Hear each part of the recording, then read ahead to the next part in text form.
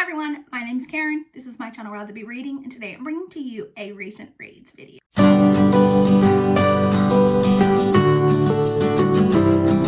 it has been literally no time at all since I last filmed a recent reads video, because I'm filming this on the same day that I filmed the last one. But this recent reads video is going to cover the period from the 6th of March through the 2nd of April.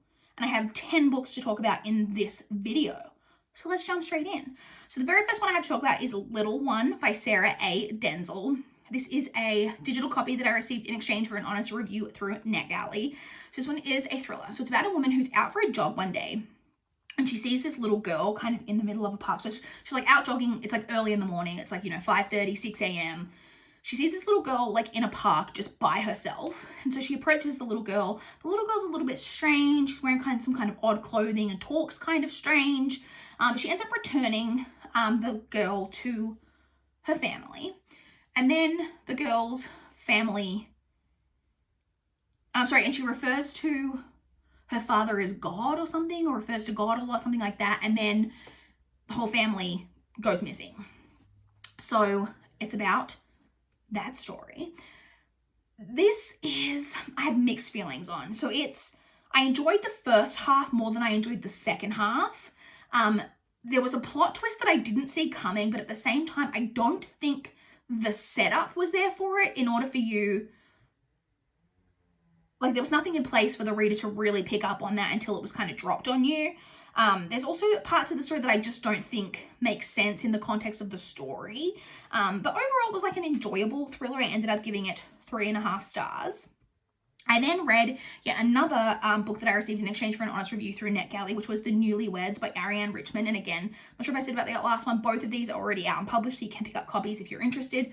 This one is a thriller. So it's basically about this woman who says that she always knew she was going to marry her husband, but she turned herself into his perfect woman. And then it says like that she's got bruises on her, that people see bruises on her, but then it also like alludes in the synopsis to like, but everything's not what it seems on the surface. I'm gonna be straight up with you guys. This felt like a Lifetime movie. Like, those like, I say Lifetime, we don't even have that in Australia, but those like, we would say like a midday movie, like back in like the 90s or like even the early 2000s when I was a kid. Like if you were sick from school, there would be like movies on at noon, like at midday in the day. These like, cheesy, like straight to TV movies, normally like some kind of like crimey thriller type movies. They were fantastic, honestly. And it felt like one of those movies, like very over the top. Again, first half way better than the second half, but it felt very like over the top. Like it was okay. Like I enjoyed it for the most part, but like it wasn't good really in my opinion. In the end, I gave that one 2.75 stars. I then read The Starless Sea by Erin Morgenstern. This was my TBR teacup pick for February, but I didn't get to it until March, but I did read it. So I was a huge fan of Erin Morgenstern's The Night Circus, so I was really, really excited to pick this up. How do I describe what this is about? So it's about a man who stumbles across a library book that's all a bit strange, and then he like follows basically some clues that he finds from this library book and discovers kind of a whole nother world, so to speak. Can't really say much more than that, I guess. This had, again, the same with The Night Circus. Erin Morgenstern's writing is like, I don't know how she does it. Amazing writing. I also love books or like stories that are about stories and are about myths and are about fairy tales and that type of thing. And that's very much heavily what this book deals with. The last third of this book, I will say, was a little confusing. Like I was definitely reading the last third, like, what's happening? Like I can't like what? How does this, like I wasn't exactly like figuring out exactly what was going on, but it does all tie together at the end. I really, really hope Erin Morgenstern writes more books soon, because she is just an excellent writer. This didn't quite live up to The Night Circus for me, but I did still really, really enjoy it. I gave it 4.25 stars, but I'm sad that she doesn't have any more books out, but I read that one. I then had my first DNF of the year. So actually, I think maybe I've got 11 books to talk about, because I don't think I included this one in my 10. So I DNF'd The Glass Blowers by Daphne du Maurier. So you guys know Rebecca by Daphne du Maurier. Possibly my favorite book of all time. Friggin' love Rebecca. I also really enjoyed Jamaica Inn. I enjoyed My Cousin Rachel. I enjoyed Frenchman's Creek. Didn't love Hungry Hill. But then this one. So this one is set, it's set in like the 1700s, I think it is. Basically around a family of people who are glass blowers. And it's just like looking at kind of their lives and stuff. This was so incredibly boring. And the characters were not engaging at all. Like, it was just so dull. So I read 138 pages of this. Like, I put like a decent effort into it, but like I was so bored. Like, it was just so dull. And I was just like, I think the book was like 370 pages. So I was like, I've got like 230 pages left of this just like utter dullness, and I couldn't face it. So I DNF'd it. Next, I read Australia Day by Stan Grant. So this is a non-fiction, a book by an Australian Indigenous man, looking at, so the title leads you to believe it's not really about this, but it kind of is framed around what Australia Day means in Australia from his lens as an Indigenous person, as Australia Day celebrates, sorry, friggin' cat. Australia Day commemorates the day, it's like the anniversary of the day, I think it's I hope I'm right and I'm not going to sound really dumb. I believe it's the anniversary of the day that the first fleet like landed in Australia. So, but obviously that has huge connotations in the, I just don't even know, like, as an Indigenous person celebrating Australia Day, the day that's like about Australia, but it's about the day that white men came to Australia in order to take this country away from the native Indigenous people who already lived here. So it's obviously got some, it's a touchy subject in a lot of ways. And obviously it's a political issue in a lot of ways. There are a lot of people who call for Australia Day to be cancelled entirely or to be moved to a different date, so it's not on the anniversary of this day, things like that. So it's kind of looking at that story. I will say that this felt more like separate essays as opposed to like a cohesive, not novel because it's not a novel, but like it didn't feel like one, like about one particular thing. It definitely felt like a bunch of different writings that he'd written that kind of all got put together in one book. It was still very, very thought-provoking as his previous book, Talking About My Country was.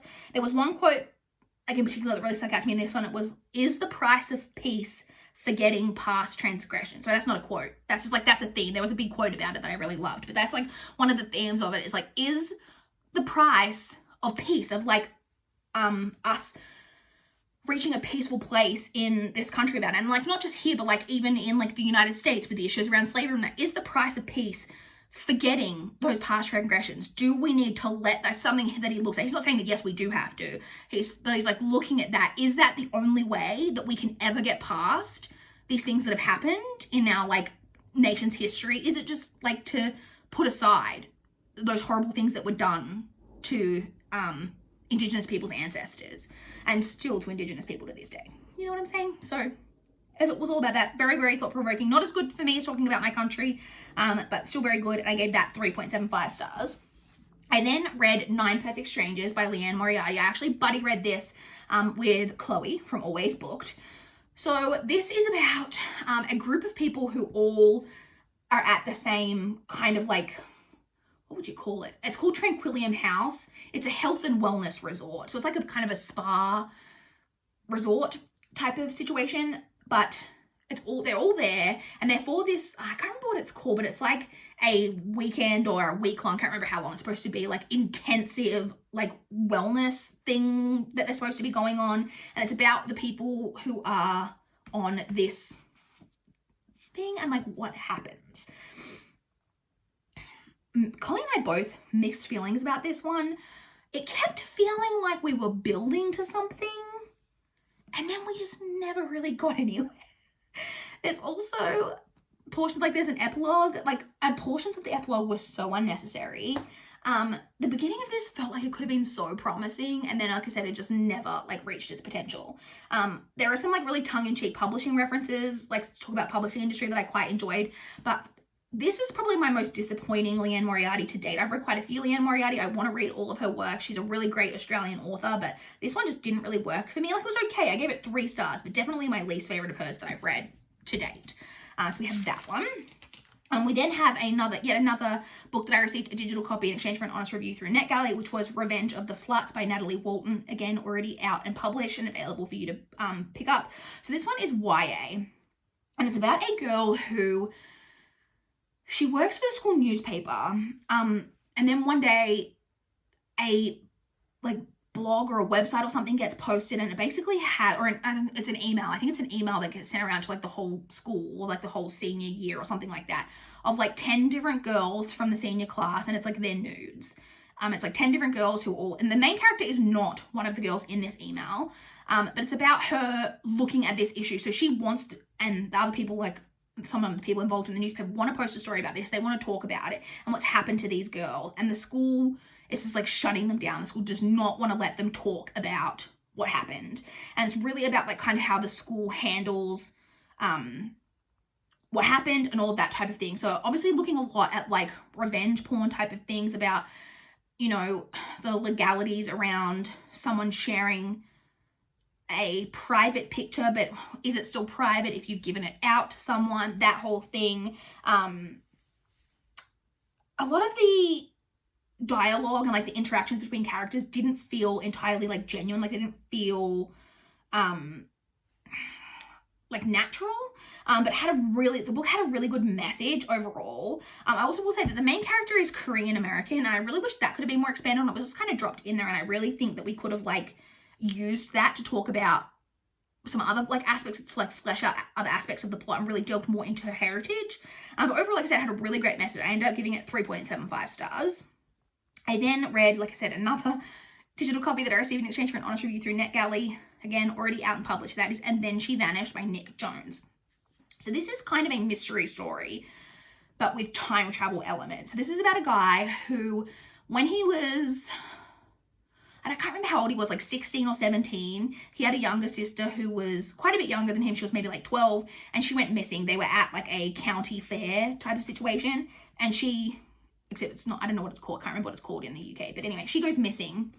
And he's now an adult. It's years and years and years later when he discovers that he can time travel. It's basically about him trying to time travel back to the day when she went missing, because his sister going missing has affected his life so deeply, and it's about him trying to basically change the outcome of that day. So the writing in this was just okay for me,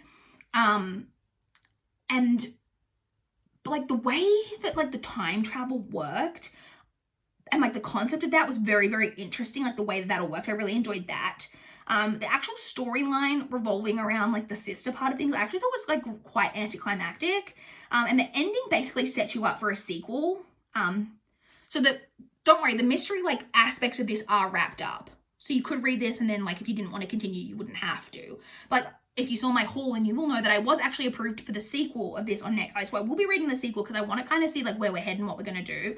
So this was kind of just okay. There were some things that I liked about it, some bits that didn't quite work. I gave it 3.25 stars, but I will be moving on to the sequel. I then read Prep by Curtis Sittenfeld. So this is about, I don't know if you would describe this as YA. I guess maybe. I mean, it follows a teenager, but whether it's meant for a teenage audience, I don't know. Basically, she's at a boarding school, but it's just a contemporary story about her life over the whole 4 years basically of her boarding school life, and it's just basically following that. This has quite low ratings. I enjoyed this a lot more than I think a lot of people did, and the main complaint people seem to have about this book is that they really, really don't like the main character. The main character, is one of the most relatable characters I've ever read to me. I saw so much of my teenage self and my teenage experience in this character. She's at a boarding school. She doesn't really know anyone. So she's traveled from, I think she's from Indiana or Iowa, somewhere like that. I think it might be Indiana. And she's the boarding school's in Massachusetts, but she's on scholarship. Like, she's applied and got in through a scholarship program, and it's quite like a fancy, like, well-to-do boarding school. So she's kind of out of place, all of that. But it's just about her kind of being like on the outside, and I just related to so much about her.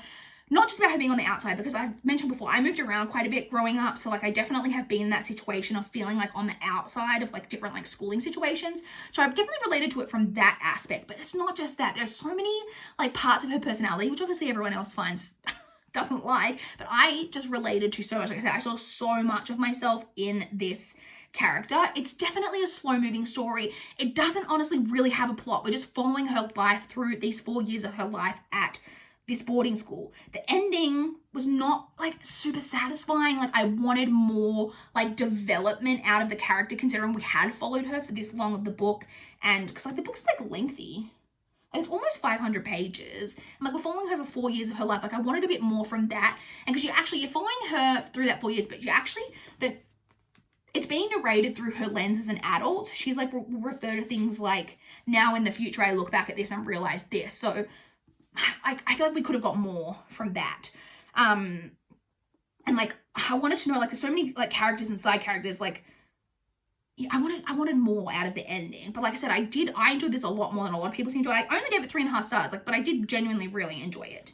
And then finally, I have another DNF to talk about, my second DNF of the year, which was Shadow of Night by Deborah Harkness. So this, oh no, I just realized, I thought I wrote that on the 31st of February on this, and I was like, there aren't 31 days in February, but I didn't write February, I wrote March. Just whatever, shut up, Kara. So this is the sequel to A Discovery of Witches. It's the second book in the trilogy. I enjoyed A Discovery of Witches, but I did have my issues with it, but I was intrigued enough about the plot that I wanted to continue. And so A Discovery of Witches is long, and so is Shadow of Night. It is 630 pages, my copy was, and I read 127 pages. Like, again, I made like a decent effort at reading it. But the issues that I had with the first book were just so multiplied in this book. It's not that the story's not interesting, or that the characters are necessarily like bad. I am interested in what's going on. I am not interested enough to deal with the just slow, long-winded nature of the story. Like, so much of the book, like, nothing is happening, and it just takes so long to like get anywhere. Like, I read 130 pages and like nothing had happened, and it's so incredibly frustrating to read. And I was just decided that like I didn't care enough about the plot. Like, the plot was okay, but I didn't care enough about it to push through 600 pages just to get to like whatever this book was going to be about. And then there was still like a whole nother really long third book, which is, I'm sure, probably going to be quite similar. It was just way, way, way too long-winded. And also, there are a lot of characters in this second book. Like, there's a lot of people introduced due to like where this book is set, which I can't really talk about because it's the sequel to the first book. There's also like I said, they're so long-winded because there's so many unnecessary details. Like, she'll go into like full descriptions about like things. So at one point, she's writing a historical diary. That's all I say. I don't want to spoil anything. But she's like writing this like historical diary. And like, it goes into like so much detail about like what she's writing in this diary about like the minutia of her life. And I don't mean like as in like it's actually her saying, I felt this way. Like, the historical diary is literally like, woke up, went to market today to collect this for household. Like, it so dull, and it like goes into like such details about that. So the actual storyline itself, interesting, but there's just so much like minutia in there that I just couldn't handle it. And I just decided I didn't care enough to figure out like what was going on in the story, that I just decided to DNF it and not finish the series. So that was the final book that I read over this period through the, 2nd of April. So I would love to chat with you guys in the comments down below if you've read any of these books. I would love to know what your guys' thoughts are on them, or if you want to chat about what you guys have been reading recently. Like I said, I will still have several more recent reads videos until we get caught up. We're now up through, we've covered all of February and March. We just need to get through all of April and then most of May by the time I catch up to it. But yeah, I would love to chat with you guys in the comments down below. Please like this video if you liked it. Please subscribe if you want to see more from my channel. That is all I have for this video today. Bye, guys.